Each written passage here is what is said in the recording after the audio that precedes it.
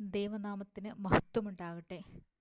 കഴിഞ്ഞ നാളുകളിലൊക്കെ നമ്മുടെയൊക്കെ ജീവിതത്തിൽ നൽകിയിട്ടുള്ള ദൈവത്തിൻ്റെ നല്ല ദാനങ്ങളെ ഓർത്തുകൊണ്ട് നന്ദി പറഞ്ഞുകൊണ്ട് ഓരോ ദിവസവും ജീവിക്കുവാൻ നാം തയ്യാറാകണം.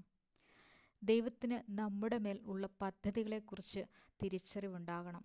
ദൈവസന്നിധിയിൽ ധ്യാനിക്കുവാനും ദൈവത്തിന് വേണ്ടി നമ്മുടെ സമയങ്ങളെ നീക്കിവെക്കുവാനും നമുക്ക് കഴിയണം. നമ്മുടെയൊക്കെ മനസ്സിൻ്റെ ഭാരങ്ങൾ, നമ്മുടെയൊക്കെ ജീവിതത്തിലെ പ്രയാസങ്ങളൊക്കെ ദൈവത്തിൻ്റെ മുൻപിൽ വെച്ചുകൊണ്ട് ഒരു പ്രാർത്ഥനയുടേതായ നിമിഷങ്ങൾ നമുക്കുണ്ടായിരിക്കണം.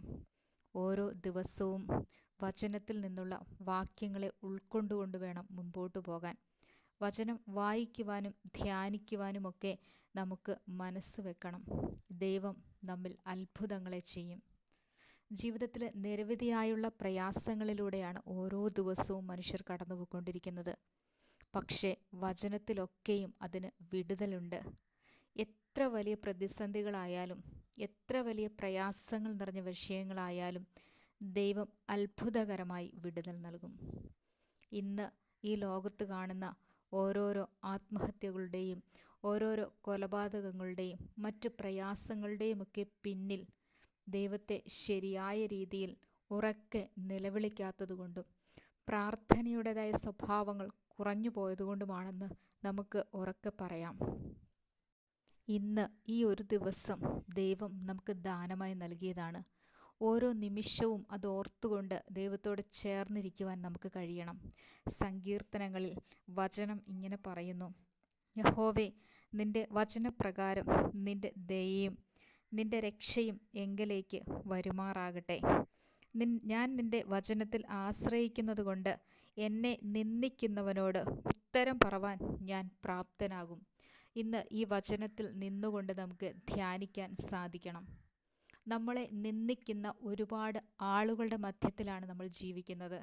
പലവിധ പ്രയാസങ്ങളിൽ പെടുത്തുന്നവർ, പലവിധമായിട്ട് നിന്ദിക്കുന്നവർ, നിന്നെക്കൊണ്ട് എന്നെ സാധിക്കും, നിന്നെ എന്തിനാണിങ്ങനെ നീ ജീവിച്ചിരിക്കുന്നത്, നിനക്കെന്ത് പ്രയോജനമാണുള്ളത്, നിനക്കൊന്നും ചെയ്യാൻ സാധിക്കുന്നില്ലല്ലോ തുടങ്ങി നിരവധിയായിട്ടുള്ള പ്രശ്നങ്ങളിലേക്ക് നമ്മളെ തള്ളിയിടുന്ന കുറേ ആളുകളുടെ മധ്യത്തിലാണ് നമ്മളിന്ന് ജീവിച്ചുകൊണ്ടിരിക്കുന്നത്.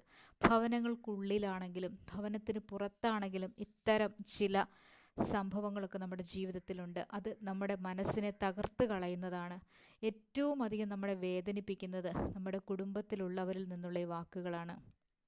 നമ്മളെ നിന്ദിക്കുന്നു, നിരന്തരം നമ്മളെ പരിഹസിക്കുന്നു, ഒന്നുമല്ലാത്തവളാക്കി നമ്മളെ മാറ്റുന്നു.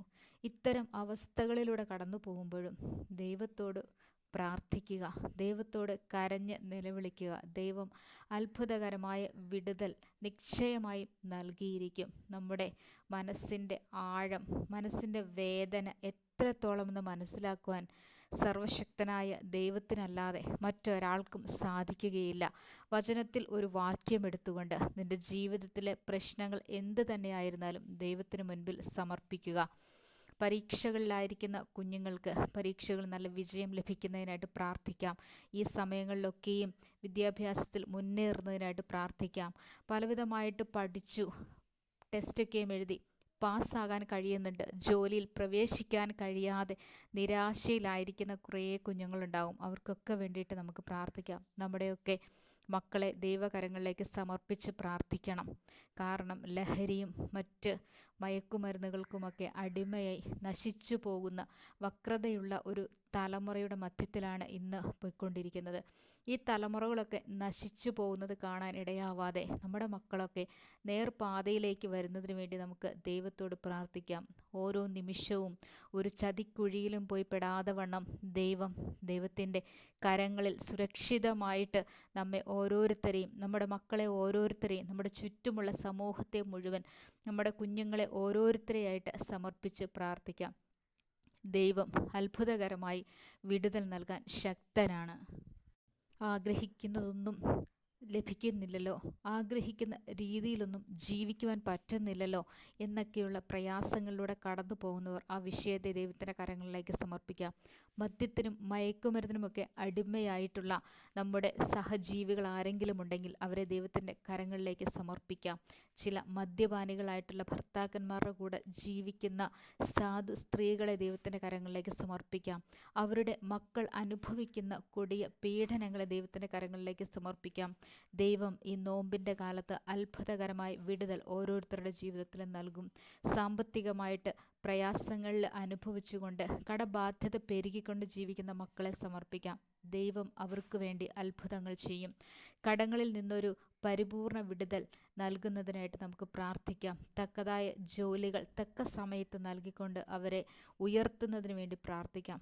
ദൈവത്തിൻ്റെ കരങ്ങളിൽ താന്നിരുന്നു കൊണ്ട് ഉറക്കെ നിലവിളിച്ചുകൊണ്ട് ദൈവത്തോട് പ്രാർത്ഥിക്കാം. വിഷയങ്ങളെ സന്നിധിയിൽ എഴുതി പ്രാർത്ഥിക്കാൻ തയ്യാറാവുക.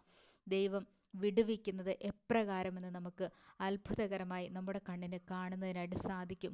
ഓരോ നിമിഷവുമുള്ള ജീവിതത്തെ സമർപ്പിക്കാൻ, തന്നിരിക്കുന്ന നന്മകളെ ഓരോന്നായിട്ട് സമർപ്പിച്ച് നന്ദി പറയാം. നന്മകൾ അനുസരിച്ചുകൊണ്ട് ഓരോ ദിവസവും പടിപടിയായി ഉയരുമ്പോൾ ദൈവത്തെ മറക്കാതെ ദൈവസന്നിധിയിലേക്ക് ചേർന്നുകൊണ്ടിരിക്കാം. സർവശക്തനായ ദൈവം അതിന് സഹായിക്കട്ടെ. ആമേൻ.